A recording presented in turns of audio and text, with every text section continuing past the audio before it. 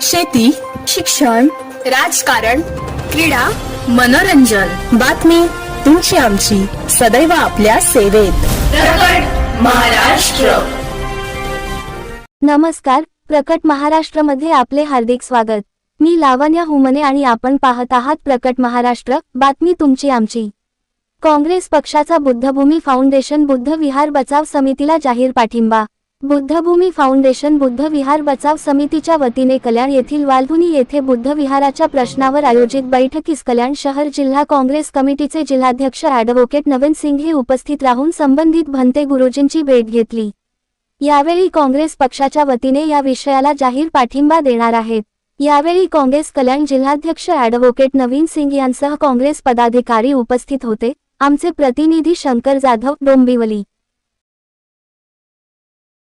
आमची भूमिका ही आहे की बुद्ध भूमी फाउंडेशन जे आहे हे बऱ्याच वर्षापासून इकडे आहे आणि त्यांची जी मागणी आहे तर ती रास्त आहे. आज त्यांनी इथं सगळी चांगलीच कामं होत आहेत आणि आमची सरकारला ही विनंती राहील, जसं मुख्यमंत्र्यांनी आज जर आपण बघितलं 8 जून आहे, आज ते पिंपळेश्वर महादेव मंदिर ती 4-4.5 एकर जागा ती त्यांची नव्हती, पण त्या तिथल्या लोकांना, तिथल्या ट्रस्ट लोकांना आज ते करून ते तसं देण्यात आलेलं आहे.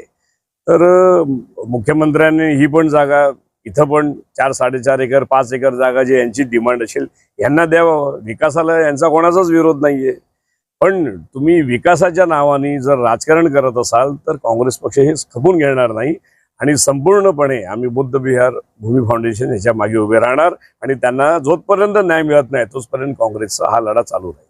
भूमिका असेल बघा, हे जे राजकीय स्वरूपाचे यांनी जे गुन्हे दाखल केले, पहिली गोष्ट त्यांना गुन्हा दाखल करण्याचा अधिकारच नाही. इतक्या वर्षापासून एखादा माणूस जर 15 वर्षापासून एखादा जर माणूस एका ठिकाणी राहत असेल तर हायकोर्टाचा आणि सुप्रीम कोर्टाचाही निर्णय आहे की बाबा तू इथला निवासी होऊ शकतो. बरोबर, यांच्याकडे तर त्याच्या अगोदरपासून रेकॉर्ड आहे, 1937 पासून रेकॉर्ड आहे. म्हणजे देश ज्यावेळी स्वतंत्र झाला नव्हता त्यावेळीपासून यांच्याकडे रेकॉर्ड आहे.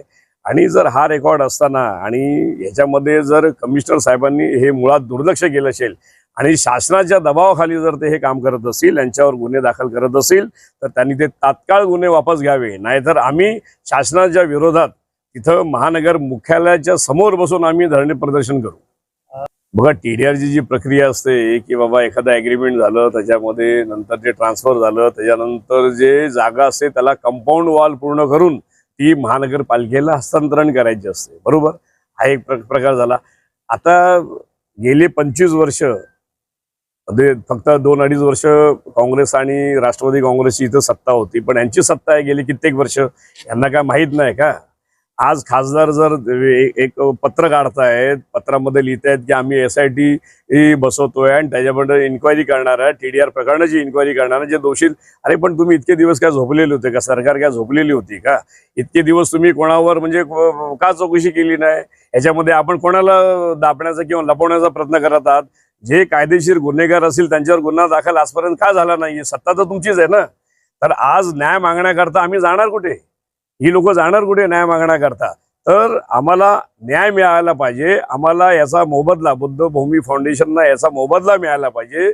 सरकारने त्याची दखल घ्यायला पाहिजे आणि जोपर्यंत आम्हाला न्याय मिळत नाही तोचपर्यंत आम्ही हा काँग्रेस पक्ष हा लढा चालू ठेवणार. प्रकट महाराष्ट्राला लाईक, शेअर आणि सबस्क्राईब करायला अजिबात विसरू नका बरं का.